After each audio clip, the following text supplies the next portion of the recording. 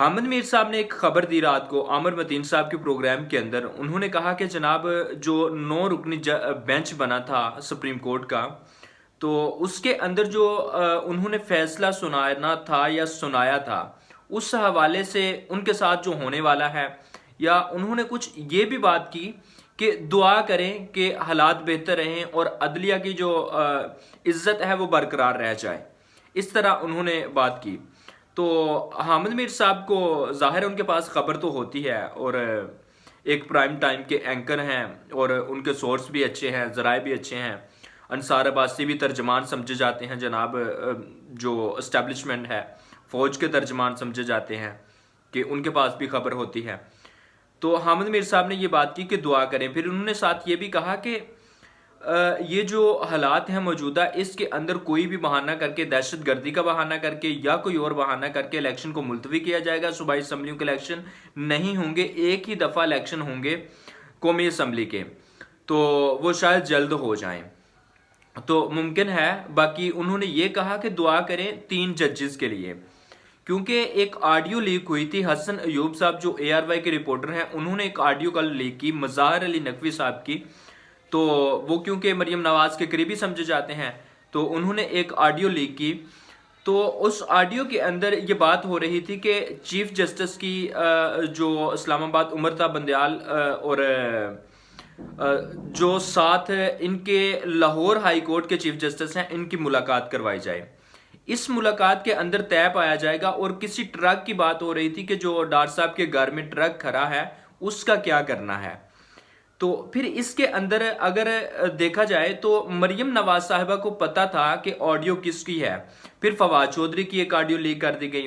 تو فواد چودھری صاحب نے بھی اس پر ٹویٹ کی کہ اگر آپ آڈیوز لیک کر کے سمجھتے ہیں کہ یہ کام جو ہے آسان ہو جائے گا، الیکشن ملتوی کروا لیا جائے گا، اسٹیبلشمنٹ پر دباؤ ڈال کے الیکشن ملتوی کروا لیا جائے گا، یا ججز پر دباؤ ڈال کے، تو ایسا کچھ نہیں ہونے والا. لیکن جو موجودہ حالات ہیں جو چل رہے ہیں، اس کے اندر اگر تمام چیزوں کو دیکھا جائے، جو ڈالر کا ریٹ ہے، گرتی معیشت، 18% جو ہماری برآمدات ہیں وہ گر چکی ہیں. تو پاکستان کے اندر جو معیشت کی حالت ہے پاکستانی، ان سب چیزوں کو، اور ڈار صاحب اسحاق ڈار صاحب کا جو کردار ہے اس کے اندر، نواز شریف صاحب جو ہیں وہ جناب بلا رہے ہیں لندن کے اسحاق ڈار کا کچھ علاج چلے گا، علاج معالجہ. یہ خبر دی صدیق جان صاحب نے.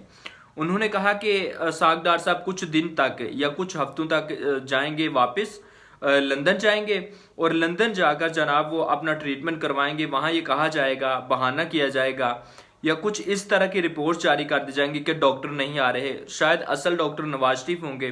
کسی اور شخص کو عارضی طور پہ وزیر خزانہ مقرر کیا جائے گا، پھر اس کو پرماننٹ کر دیا جائے گا. وہ جو ملبہ ہوگا اس شخص پر ڈال دیا جائے گا کہ اس شخص کی وجہ سے ہماری جو وزارت خزانہ تھی وہ ٹھیک نہیں چل سکی. تو اس وجہ سے بھی. باقی جو آج کی خبر ہے، عدالت کے اندر ایک جو اسلام آباد جو پشاور ہائی کورٹ ہے، اس میں ایک فیصلہ آیا ہے. تحریک انصاف نے ایک پٹیشن دائر کی ہوئی تھی. تو جو پشاور کے قومی اسمبلی کے انتخابات تھے وہ انہوں نے ملتوی کر دیے. 2 رکنی بینچ نے یہ فیصلہ سنایا. اس بینچ نے جب یہ فیصلہ سنایا، ایک جناب علی نفیس صاحب ہیں، تو دوسرا میرا خیال ہے عمران ارشد صاحب ان کا نام ہے، جو جج ہیں. تو یہ میرے مائنڈ میں کچھ ان کا نام درست نہیں، لیکن 2 رکنی جج فیصلہ جو تھا، لوگوں نے 2 رکنی بینچ نے یہ فیصلہ سنایا. کل بھی اس کی سماعت ہوئی تھی، کیونکہ یہ میری نظروں سے خبر گزری تھی، لیکن یہ کل میں دے نہیں سکا تھا، اس لیے آج اس پر فیصلہ سنا دیا گیا ہے کہ یہ الیکشن ملتوی کر دیا جائے.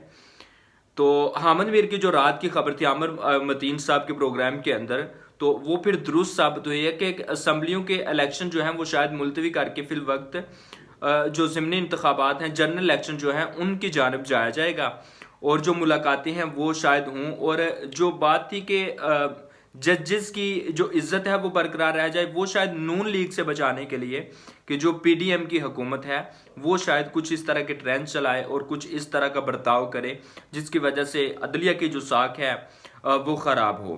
کیونکہ پولیٹیکل پارٹیز کچھ اس طرح کے ہتھ کنڈے استعمال کرتی ہیں، اس طرح کے کام کرتی ہیں. اب دیکھتے ہیں کہ